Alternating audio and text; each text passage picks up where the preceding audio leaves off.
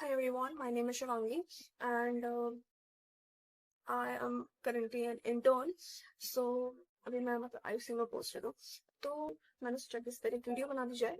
तो बेसिकली हमें क्या क्या एज अ फिजियोथेरेपिस्ट और as a doctor, as a person जो कि पेशेंट को हैंडल कर रहा है, उस वक्त हमें क्या क्या चीजें ध्यान रखनी चाहिए, वो मैंने उस पर बनाया है। तो पहला हमें होता है कि पेशेंट की काउंसलिंग बहुत इंपॉर्टेंट होती है। तो how to handle the patient, how to talk with the patient, and how to talk with the the family member of the patient. So in a patient's language is very important. Talk with the patient with very gentle, gentle gesture, and the patient should feel safe. Okay, कई बार patient आते हैं एकदम से ICU में आते हैं, ठीक है, और आप कई बार होता है कि हमें physiotherapy second day third day करनी होती है, ठीक है। तो उसमें पेशेंट जो होता है वो एकदम से नहीं मानेगा कि उसको फिजियो करवानी है, ठीक है। तो काउंसलिंग करनी पड़ती है पेशेंट की। देखो, इट्स नॉट अ मेडिकेशन, ठीक है, कि आप एक मतलब पेशेंट को घोल के पिला दो, ठीक है, नहीं। फिजियोथेरेपी में पेशेंट के साथ इंटरेक्शन होना बहुत इंपॉर्टेंट है, तभी पेशेंट जो है वो अलाउ करता है कि मुझे टच भी करो, ठीक है।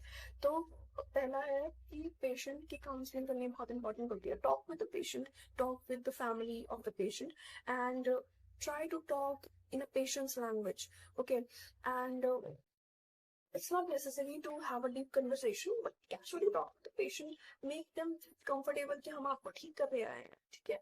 उससे जो है पेशेंट का ट्रस्ट बिल्डअप होता है। पेशेंट एकदम नहीं मानेगा, but patient second day third day खुद ही कोऑपरेट करने लग जाता है जब पेशेंट को लगता है कि वो ठीक हो रहा है, ठीक है।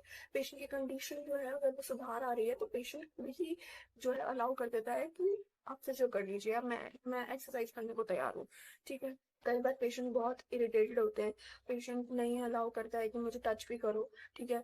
तो उसमें पेशेंट का थोड़ा सा ट्रस्ट गेन करना होता है, ठीक है। And the next thing is that taking a correct assessment. Okay, the assessment taking is very important. How you are taking the assessment, you are taking all the, you are including all the things correctly. Okay, अगर एक correct assessment आप बना रहे हो तो आपको खुद ही progress दिखती है पेशेंट में, क्या। तो करेक्ट असेसमेंट में क्या क्या ऑब्जर्व कर रहे हैं पेशेंट में, मतलब सबसे पहला तो वही होता है कि भाई डाटा लिया, ठीक है, चीफ कंप्लेंट्स आपने पेशेंट की चेक करी, आपने पेशेंट की करेक्ट हिस्ट्री ली है, ठीक है। फिर आता है कि आपने क्या ऑब्जर्व किया पेशेंट में, मतलब ऑन ऑब्जर्वेशन आपने क्या देखा पेशेंट पे। पेशेंट वेंडिंग मोड पे होता है, कौन सा मोड लगा हुआ है पेशेंट पे, कौन कौन सी अटैचमेंट्स लगी हुई है पेशेंट पे, ऑक्सीजन सप्लाई पेशेंट को, कई बार पेशेंट नेजल फ्रॉन्स लगे होते हैं, ऑक्सीजन सप्लाई पे होता है पेशेंट, ठीक है, या पेशेंट खुद से सांस ले रहा है, पेशेंट फीडिंग खुद से कर रहा है कि नहीं कर रहा है, या पेशेंट फेल्स ट्यूब लगी हुई है, ठीक है। पेशेंट में कौन सी जो फ्यूजन पंप्स होते हैं उनमें मेडिकेशन चल रही होती है पेशेंट पे, ठीक है। वो मेडिकेशन कई बार केसीएल चल रहा होता है, पोटेशियम, मैग्नीशियम, ठीक है, या फिर नोरेट चल रही होती है, वो चेक करना उसकी वैल्यू कितनी है, 1 है, 2 है, 3 है, क्या 10 से ऊपर है, ठीक है। अगर कई बार ऐसा होता है कि पेशेंट की जो मेडिकेशन होती है उनकी वैल्यू 10 से ऊपर जा रही होती है, वहां पर हम फिजियो नहीं करते हैं, ठीक है। पेशेंट अनस्टेबल है तो हम वहां पर फिजियो नहीं करेंगे। वाइटल्स हम चेक करते हैं, अगर पेशेंट हाइपरटेंशन में जा रहा है बहुत ज्यादा, कई बार पेशेंट का 200 से ऊपर बीपी होता है, 260 चला जाता है कई बार, तो उस पर हम फिजियो नहीं करते हैं, ठीक है। वहां पर हम लिख देंगे कि पेशेंट हीमोडायनेमिकली अनस्टेबल है, वहां पर हम फिजियो नहीं करेंगे, ठीक है। कई बार हमें फर्स्ट ऑफ ऑल फाइल बहुत अच्छे से चेक करनी होती है। कई बार होता है कि पेशेंट को थ्रोम्बस है, फाइल चेक नहीं करी, थ्रोम्बस में ना कहीं पेशेंट एक्सपायर कर जाएगा, लंग फेल हो जाएगा, ठीक है, पल्मोनरी एम्बोलिज्म हो जाता है, पेशेंट तुरंत जो है पेशेंट की डेथ हो सकती है, ठीक है। ये ध्यान रखना है। पेशेंट को डीवीटी तो नहीं है, अगर डीवीटी है पेशेंट को तो उसमें हम जो है मतलब उसमें फिजियो नहीं कर सकते, क्योंकि डीवीटी में भी तो थ्रोम्बोसिस एम्बोलिस बन रहा होता है और वो ब्लड के थ्रू मूव कर जाएगा, ठीक है। और नेक्स्ट होता है कि हाँ, ड्रेन का बहुत ध्यान रखना होता है कि कई बार पेशेंट को ड्रेन लगी होती है चेस्ट पे, न्यूमोथोरेक्स के पेशेंट्स में ज्यादातर लगी होती है कि चेस्ट पे ड्रेन लगी है, प्लूरल फ्यूजन में भी लगी होती है ड्रेन, ठीक है। अगर ड्रेन लगी हुई है तो चेस्ट फिजियो नहीं करनी है, क्योंकि ड्रेन कई बार हिल जाएगी, हीलिंग हो सकती है पेशेंट को, तो वहां पर हम चेस्ट फिजियो नहीं करते हैं, ठीक है।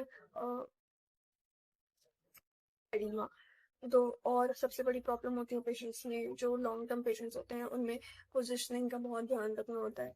एक्सरे से पता चल जाता है कि कौन सी लोब ज्यादा इफेक्टेड है पेशेंट की, तो उसमें हम जो है पोस्चरल ड्रेनेज उसी पोजीशन में करवाते हैं जो लोब इफेक्टेड होती है। जैसे अपाइकल लोब होती है तो उसमें हम सेमी अपाइड पोजिशन में 30 डिग्री रखते हैं, ठीक है। और जो हम परकशंस देते हैं वो अंडर द स्कैपुला देते हैं। ऐसी हर लोब का अलग अलग है, ठीक है। तो ये चेक करना कि which lobe is more affected and to see the x-ray, okay, you should know how to see the x-ray, to compare the x-ray। कल का एक्सरे आज का एक्सरे दोनों कंपेयर करो, ठीक है। नेक्स्ट थिंग इज ओके, तो आज का इतना बहुत है, ठीक है। I will make another video, ठीक है, जिसमें कि मैं और भी डिटेल में करूंगी और असेसमेंट वगैरह भी आई विल टॉक इन